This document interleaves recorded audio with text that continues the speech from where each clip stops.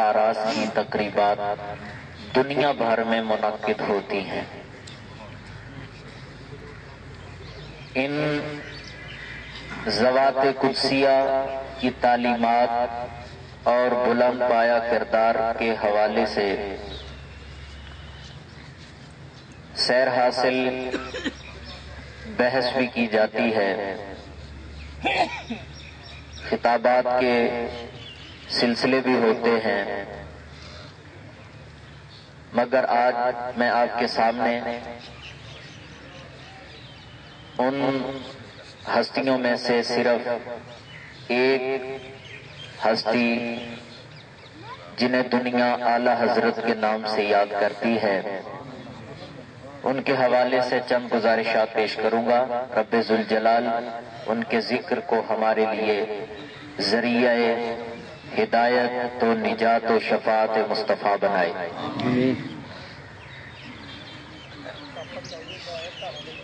وہ امام احمد رضا بریلوی جنہوں نے زندگی کے ہر لمحے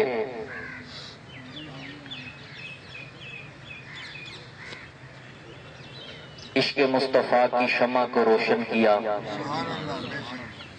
اپنی زبان اور اپنے قلم سے متاع دین و ملت پہ ایسا پہرا دیا کہ جس کے ثمرات آج تک امت مسلمہ کو میسر آ رہے ہیں۔ 1857 کی جنگ آزادی سے ایک سال پہلے 1856 کو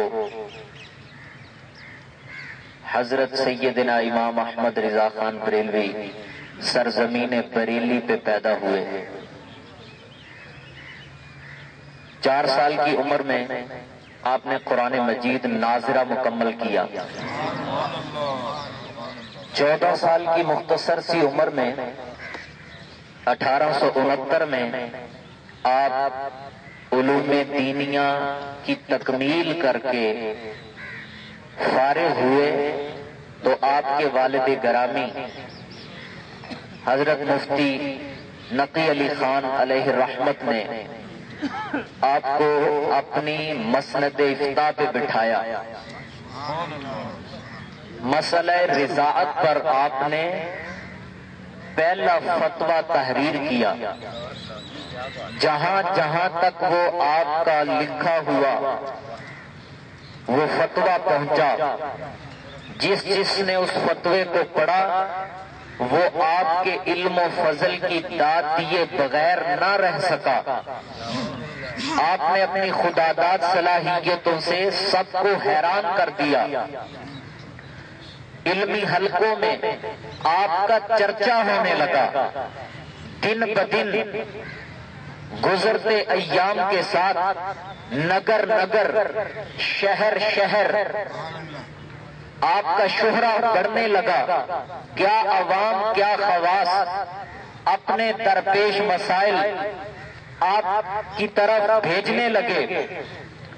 روزانہ کے سینکڑوں کی تعداد میں خطوط آپ کے پاس آنے لگے اور آپ ان کے جوابات تحریر کرنے لگے۔ لوگوں کو کیا خبر تھی کہ سرزمین بریلی پہ پیدا ہونے والا، اپنے باپ کی مسند پہ بیٹھنے والا یہ نوجوان جس نے ملت اسلامیہ کا مستقبل میں مسیحا بننا ہے۔ لوگوں کو کیا پتا تھا کہ یہ وہ اپنے باپ کی مسند پہ بیٹھنے والا نوجوان ہے کہ جس نے ملت اسلامیہ کا عالم اسلام کا مستقبل میں رہنما بننا ہے۔ اعلی حضرت امام اہل سنت نے زندگی بھر عقیدہ توحید اور ناموس رسالت پہ پہرا دیا۔ تمام بد عقیدہ فتنوں کا آپ نے تعاقب کیا اور اس سلسلے میں آپ نے کبھی کسی کو خاطر میں نہ لایا۔ بعض لوگ آپ کی علمی تنقید اور گرفت کو شدت کا تعبیر کرتے ہیں، حالانکہ وہ آپ کی غیرت ایمانی اور عشق رسول کا مظہر ہے۔ وہی عشق رسول جو آپ کے نعتیہ دیوان ہدایت کے بخشش میں نظر آتا ہے، اور اسی عشق رسول کا آپ نے ساری انسانیت کو درس دیا ہے۔ خاک ہو کر عشق میں آرام سے سونا ملا، جان کی اکسیر ہے الفت رسول اللہ کی۔ کہنے لگے وہ جو نہ تھے کچھ نہ تھا، وہ جو نہ ہو تو کچھ نہ ہو، جان ہے وہ جہان کی، جان ہے تو جہان ہے۔ پیش نظر وہ نوبہار، سجدے کو دل ہے بے قرار، روکیے سر کو روکیے، ہاں یہی تو امتحان ہے۔ بعض لوگوں نے کلام اس انداز سے لکھے کہ وہ شریعت کی حدود کا پاس نہ رکھے، پاس انہوں نے رکھا، مگر اعلیٰ حضرت علیہ رحمت نے عشق کا اظہار بھی کیا اور شریعت اسلامیہ کی حدود کا پاس بھی رکھا۔ جب آپ مواجہ شریف پہ گئے، حضور کی جالیوں کے سامنے گئے، تو دل میں خیال آیا کہ میں سجدہ کروں۔ صحابہ کرام نے حضور سے عرض کیا تھا، یا رسول اللہ درخت بھی آپ کو سجدہ کرتے ہیں، جانور بھی آپ کو سجدہ کرتے ہیں، پتھر بھی جھکتے ہیں، ہمارا دل کرتا ہے ہم بھی سجدہ کریں۔ تو حضور علیہ السلام نے روکا، فرمایا اگر سجدہ اللہ کے علاوہ روا ہوتا تو میں عورت کو حکم دیتا وہ اپنے خاوند کو سجدہ کرتی۔ تو اعلیٰ حضرت کے دل میں خیال آیا کہ میں سجدہ کروں، پیش نظر وہ نوبہار، نبی سامنے ہے، پیش نظر وہ نوبہار، سجدے کو دل ہے بے قرار، روکیے سر کو روکیے، ہاں یہی امتحان ہے۔ نعرہ تکبیر، اللہ نعرہ رسالت، یا رسول اللہ، نعرہ حیدری، نعرہ غوثیہ، علماء اہل سنت، مشائخ اہل سنت، فیضان رضا، فیضان رضا۔ اے رضا خود صاحب قرآن ہے، مداح حضور تجھ سے کب ممکن ہے پھر مدحت رسول اللہ۔ آپ کے پاس ایک آدمی آیا، جی آپ ایک ایسا شعر کہیں جس میں 4 زبانیں شامل ہوں، شعر ایک ہو، زبانیں 4 ہوں، قافیہ بندی بھی ہو، ردیف بھی برقرار رہے، تو آپ نے شاعری کی تاریخ کا ایک ایسا منفرد کلام لکھا جو 10 اشعار پہ مشتمل ہے۔ لم یاتی نذیروں کا فی نظر مثلے تو نشد پیدا جانا، جگ راج کو تاج تورے سر سو ہے، تجھ کو شہید و سرا جانا۔ زمین و زماں تمہارے لیے، مکین و مکان تمہارے لیے، چنین و چنا تمہارے لیے، بنے 2 جہاں تمہارے لیے، دہن میں زبان تمہارے لیے، بدن میں ہے جان تمہارے لیے، ہم آئے یہاں تمہارے لیے، اٹھیں بھی وہاں تمہارے لیے۔ اب آپ اس کلام کو دیکھیں اعلیٰ حضرت کے، اور پھر آپ اس کلام میں الفاظ کی نشست و برخاست کو دیکھیں، آپ اس کلام میں لہجے کی کھلاوٹ کو دیکھیں، طرز ادا کی دلکشی کو دیکھیں، قوافی کی شگفتگی کو دیکھیں۔ یہ کلام کہنے لگے یا رسول اللہ تمہاری چمک، تمہاری دھمک، تمہاری جھلک، تمہاری مہک، زمین و فلک سما کو سمت میں سکہ نشاں تمہارے لیے، اشارے سے چاند چیر دیا، چھپے ہوئے خور کو پھیر لیا، گئے ہوئے دن کو اثر کیا، یہ تاب و تواں تمہارے لیے، خلیل و نجی مسیح و صفی سبھی سے کہیں بھی بنی، یہ بے خبری کہ خلق پھری کہاں سے کہاں تمہارے لیے۔ پھر کہنے لگے صبا وہ چلے کہ باغ پھر پھلے، وہ پھول کھلے کہ دن ہو بلے، لبا کے تلے ثنا میں کھلے، رضا کی زبان تمہارے لیے۔ ایک ریاست کے ذمہ دار نے، ریاست کے ایک والی نے آپ کی طرف یہ خط لکھا کہ آپ قصیدہ لکھو میری شان میں، تو اعلیٰ حضرت نے اسے جواب دیا اور وہ حیران و ششدر رہ گیا۔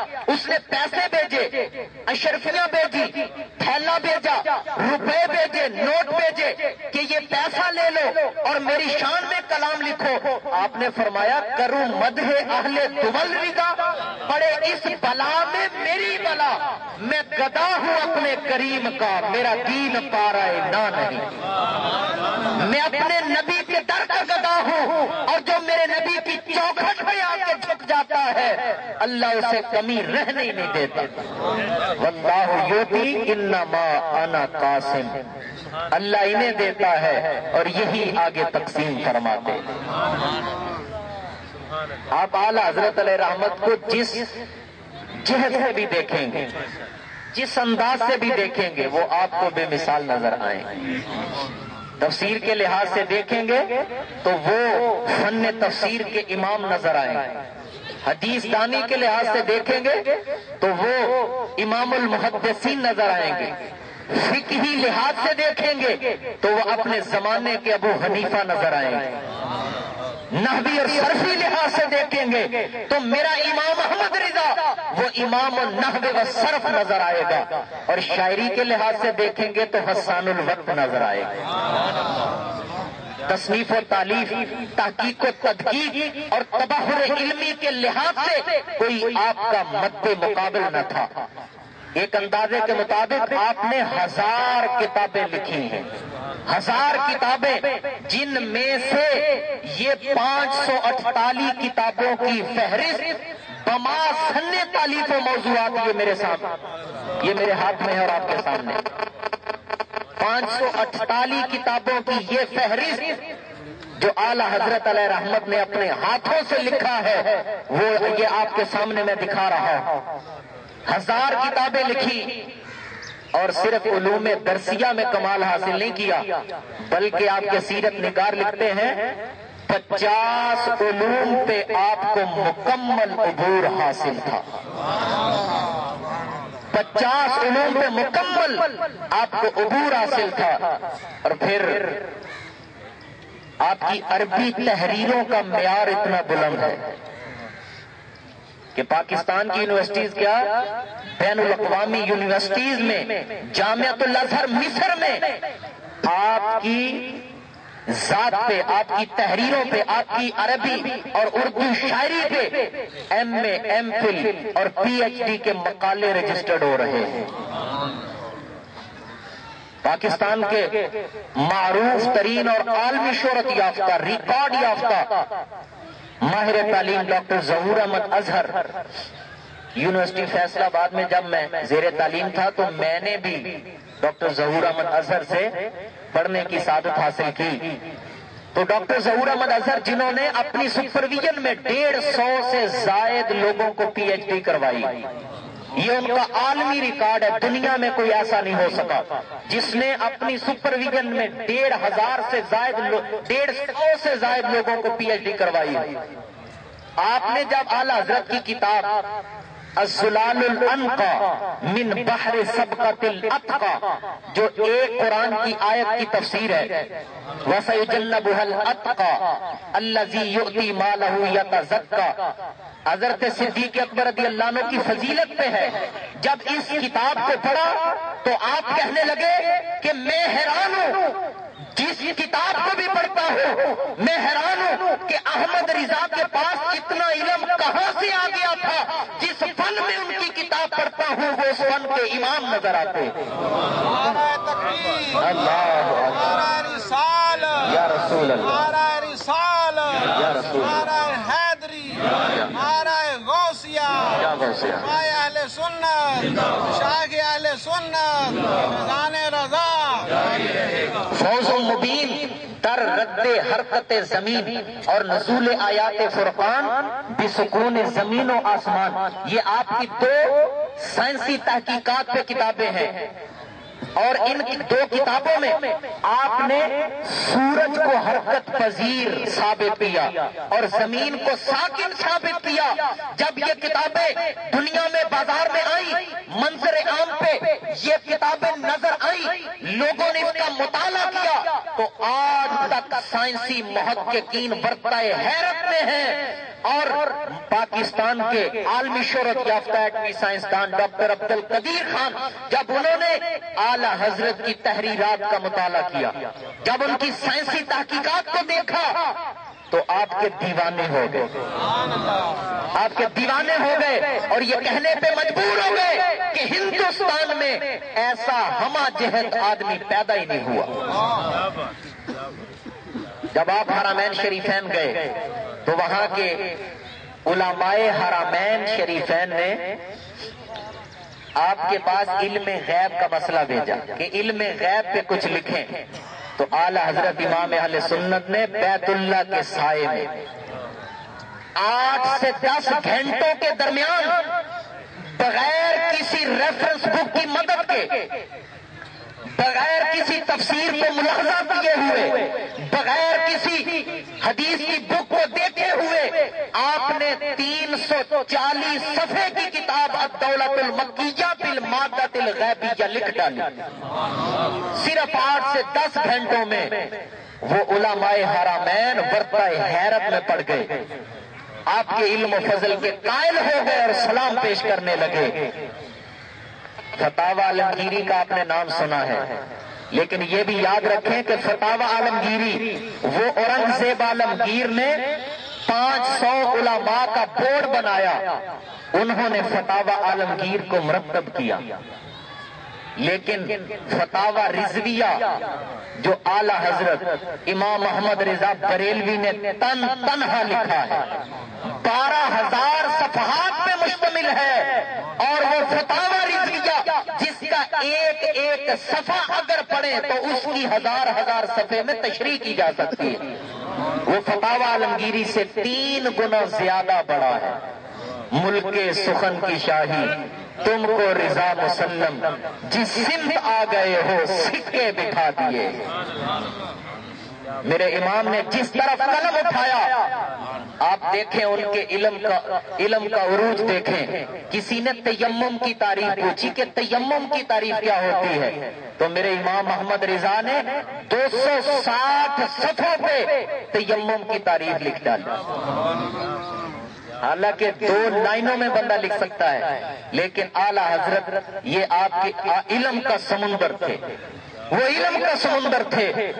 اور پھر امام محمد رضا بریلوی رحمت اللہ علیہ کے علم و فضل کے کیا کہنے۔ علی گڑھ مسلم یونیورسٹی جو انڈیا کی عالمی شہرت یافتہ یونیورسٹی ہے، اس کے وائس چانسلر تھے ڈاکٹر سر ضیاء الدین۔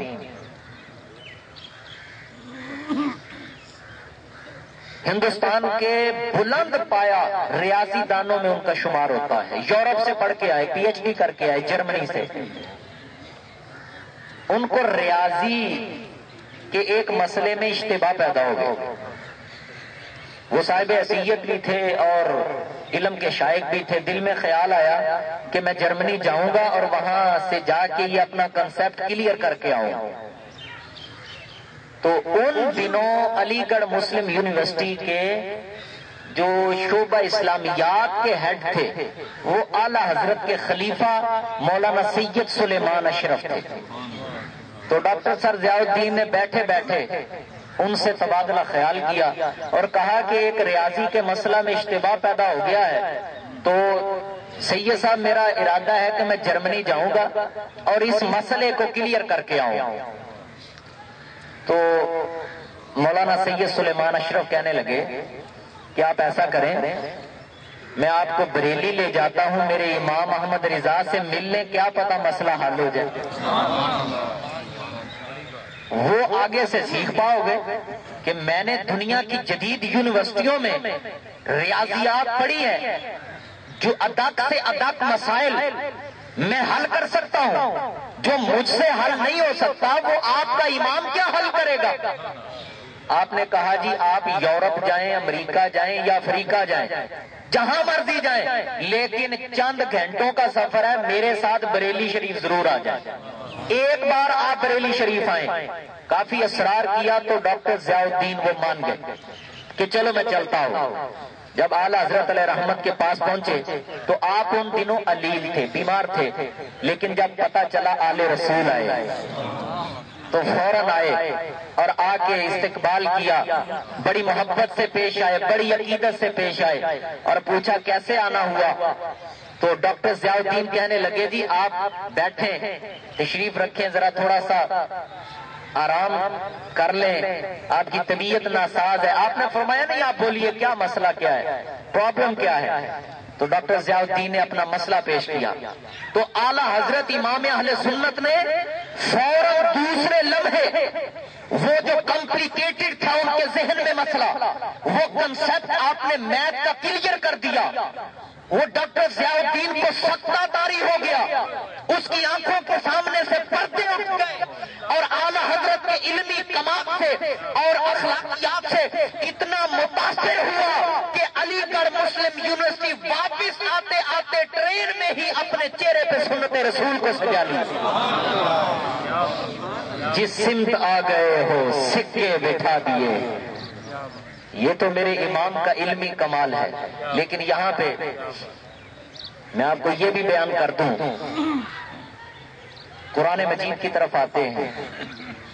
اسلام کے بنیادی عقائد جتنے بھی ہیں، اخلاقی احکام، معاشی معاشرتی ضوابط جتنے بھی ہیں، اس کا ماخذ بنیادی طور پہ تو قرآن ہے نا. قرآن مجید سے ہی سارے علم کے چشمے پھوٹتے ہیں. لیکن یہ قرآن قرۂ ارض کا جس خطے میں بھی رہنے والا انسان ہو وہ قرآن سے یکساں ہدایت حاصل کر سکتا ہے. لیکن قرآن تو عربی متن میں، ہر کوئی تو عربی کا فاضل نہیں ہوتا، اس لیے قرآن کا دیگر زبانوں میں ترجمہ بھی کیا گیا. اعلیٰ حضرت امام اہل سنت مجدد دین و ملت کے کنز الایمان کی بات کر رہا ہوں. دوسری زبانوں میں ترجمہ بھی کیا گیا. ہندوستان کی سرزمین پہ سب سے پہلے حضرت شاہ ولی اللہ محدث دہلوی آپ نے فارسی زبان میں ترجمہ کیا. جب فارسی بھی ہندوستان سے معدوم ہونے لگی تو آپ کے بیٹے شاہ رفیع الدین نے لفظی ترجمہ قرآن کا اردو میں کیا اور شاہ عبد القادر نے بامحاورہ ترجمہ اردو میں کیا. ڈپٹی نذیر احمد کا ترجمہ بھی بازار میں آیا، مگر اس نے اپنے نیچری خیالات اتنے گھسیڑ دیے کہ قرآن کے ترجمے سے پورے طور پہ استفادہ ممکن نہ رہا. پھر اس موقع پہ عالم اسلام کو، بالخصوص اسلامیان ہند کو ایسے ترجمے قرآن کی ضرورت تھی کہ جس کی سعادت رب ذوالجلال نے امام محمد رضا کو نصیب فرمائی. صدر الشریعہ حضرت علامہ امجد علی اعظمی رحمۃ اللہ تعالی علیہ وہ آپ کے پاس آئے، آپ کے شاگرد تھے. کہنے لگے کہ حضور ایسا کریں کہ آپ قرآن مجید کا ترجمہ لکھ دیں، رہتی دنیا تک لوگ استفادہ کریں گے. تو اعلیٰ حضرت علیہ رحمت نے پہلے تو تھوڑا سا ٹال مٹول سے کام لیا کہ میں دیگر کاموں میں، فتاوی کے کاموں میں اتنا مشغول ہوں کہ ٹائم نکالنا مشکل ضرور ہے، ناممکن تو نہیں ہوتا. لیکن علامہ امجد علی اعظمی اللہ ان کی قبر پہ کروڑوں رحمتیں نازل کرے، انہوں نے بار بار اصرار کیا حضور نہیں آپ ایسا کریں کہ کوئی ٹائم نکالے میں آپ کے پاس آ جایا کروں گا کاغذ قلم لے کر. تو اعلیٰ حضرت نے ٹائم دے دیا، فرمایا چلو ٹھیک ہے تم میرے پاس فلاں ٹائم آ جایا کرنا، فلاں ٹائم میرے پاس آ جایا کرنا. تو آپ آ جاتے. اعلیٰ حضرت علیہ رحمت بغیر کسی تفسیر کو ملاحظہ کیے، دیکھو بغیر کسی لغت کی کتاب کو دیکھے وہ عربی، قرآن کی عربی پڑھتے، متن پڑھتے اور اعلیٰ حضرت فی البدی پر جستہ ترجمہ بولتے جاتے. علامہ امجد علی اعظمی لکھتے جاتے، جب لکھ لیتے تھوڑا سا پھر علامہ امجد علی اعظمی صدر الشریعہ علیہ الرحمت اپنے گھر میں جاتے اور تفاسیر معتبرہ کو نکالتے اور اعلیٰ حضرت کے ترجمے کا ان تفاسیر سے موازنہ کرتے اور دیکھتے تو ورطہ حیرت میں پڑ جاتے کہ جو ترجمہ اعلیٰ حضرت نے فی البدی اور برجستہ لکھوایا ہوتا تفاسیر معتبرہ کے عین مطابق ہوتا.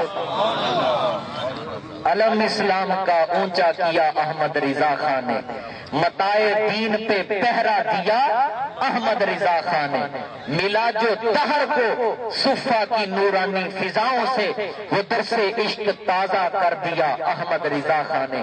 کہیں انگریز کے چاکر، کہیں گاندھی کے چیلے تھے، صدائے مصطفیٰ دی برملا احمد رضا خان نے۔ فتاوی رضویہ کنزلیمہ ان کے معارف کا گلستان ہے، حقائق کو جہاں میں بھر دیا احمد رضا خان نے۔ اے آصف شاہ جلال الدین کے نسبت کے منظر میں تھوڑا تصرف سے، اے طاہر مخدوم اہل سنت کی نسبت کے منظر میں دیا مجھ کو حقیقت کا پتہ احمد رضا خان۔ تو آخر میں صرف 2 مثالیں اس کی پیش کر دیتا ہوں، اعلیٰ حضرت علیہ رحمت کے ترجمہ قرآن کنز الایمان کی صرف 2 مثالیں بخوف طوالت۔ والنجم اذا ہوا، سورہ نجم ہے، 27واں پارہ ہے۔ اب یہ سورہ نجم کی ابتدا یہ حضور علیہ السلام کی معراج سے متعلق ہے کہ حضور گئے پھر واپس آئے، کیا ہوا، یہ اس سے متعلق ہے۔ اللہ فرماتا ہے والنجم اذا ہوا، والنجم اذا ہوا۔ دیگر مترجمین نے، اردو کے مترجمین نے اس کا ترجمہ یہ کیا، قسم ہے تارے کی جب وہ گرے۔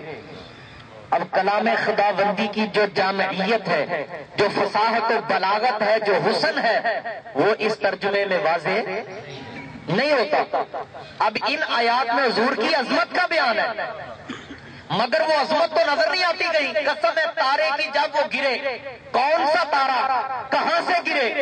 لیکن جب اسی آیت کا ترجمہ کنز الایمان میں میرے امام احمد رضا نے کیا تو حضور علیہ السلام کی عظمت کے جھنڈے گاڑ دیے۔ والنجم اذا ہوا، اعلیٰ حضرت کا ترجمہ سنیں اور اپنے ایمان کو جلا بخشیں۔ اعلیٰ حضرت نے ترجمہ کیا، اس چمکتے تارے پیارے محمد کی قسم جب وہ معراج سے اترے۔ ایسا جامع فصیح اور بلیغ ترجمہ کیا کہ کلام خداوندی کی جامعیت کو بھی پیش نظر رکھا، فصاحت و بلاغت کو بھی پیش نظر رکھا، اور عظمت مصطفیٰ کے جھنڈے بھی لہرا دیے۔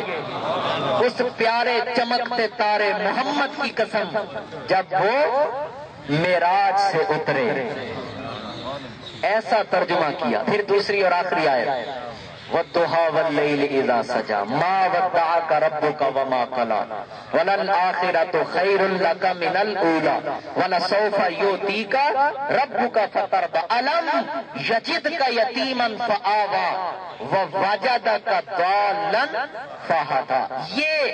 یہ زیر بحث آیت ہوگی، وَوَجَدَكَ ضَالًّا فَهَدَىٰ۔ دیگر مترجمین نے یہ ترجمہ کیا، اللہ کہتا ہے اپنے نبی سے، اے محبوب ہم نے تجھے بھٹکتا پایا اور تجھے راہ دکھائی جو کہ عصمت رسول علیہ السلام کے مناسب نہیں ہے۔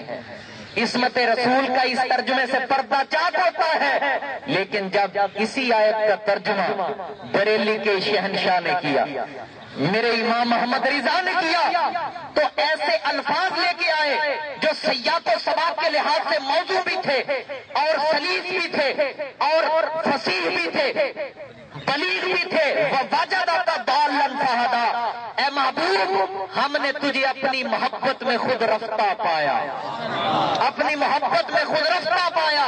اور کوئی یہ نہ سمجھے کہ ضَالًّا کا ترجمہ اعلیٰ حضرت نے مناسب نہیں کیا۔ اِنَّكَ لَفِي ضَلَالِكَ الْقَدِيمِ کی روشنی میں امام محمد رضا نے ترجمہ کیا، وَوَجَدَكَ ضَالًّا فَهَدَىٰ، میرے محبوب میں نے تجھے اپنی محبت میں خود رفتہ پایا تو راہ دکھا دی۔ مانا کیا، محبوب آجا، اے محبوب آجا، اے محبوب آجا، جس سمت آ گئے ہو سکے بٹھا دیے ہیں۔ احمد رضا کی شمع فروزہ ہے آج بھی، سب ان سے جلنے والوں کے گل ہو گئے چراغ۔ ہر آنے والے وقت میں امام احمد رضا کی عظمتوں کے جھنڈے لہراتے رہیں گے۔ کیوں؟ وہ امام احمد رضا بریلوی کہ جنہوں نے زندگی کے ہر لمحے حضور علیہ الصلوۃ والسلام کے دین پہ پہرا دیا، عقیدہ توحید و ناموس رسالت پہ پہرا دیا، اور آج آپ جس چین کو بھی دیکھیں گے اہل سنت کی علمی چین کو، وہ جا کے بریلی سے ملتی ہے۔ اللہ تبارک و تعالی ان کے علم و فیضان کو ابد الآباد تک جاری رکھے، اور رب ذوالجلال ان سے ہماری محبت کے سلسلے قائم رکھے۔ اور میں یہاں پہ کہنا ضرور چاہوں گا کہ حضور علیہ السلام کی بارگاہ میں سلام کے ہدیے تو بڑے لوگوں نے پیش کیے ہیں، اور دنیا پیش کرتی رہے گی اپنی حسن نیت اور توفیق الہی کے مطابق، مگر حضور کی بارگاہ میں جو ہدیہ سلام اعلی حضرت نے لکھا ہے، مصطفیٰ جان رحمت پہ لاکھوں سلام، شمع بزم ہدایت پہ لاکھوں سلام، ایک ایک شیر اس سلام کا وہ رنگ و نور کا مرقع ہے، وہ رنگ و نور کا چشمہ ہے۔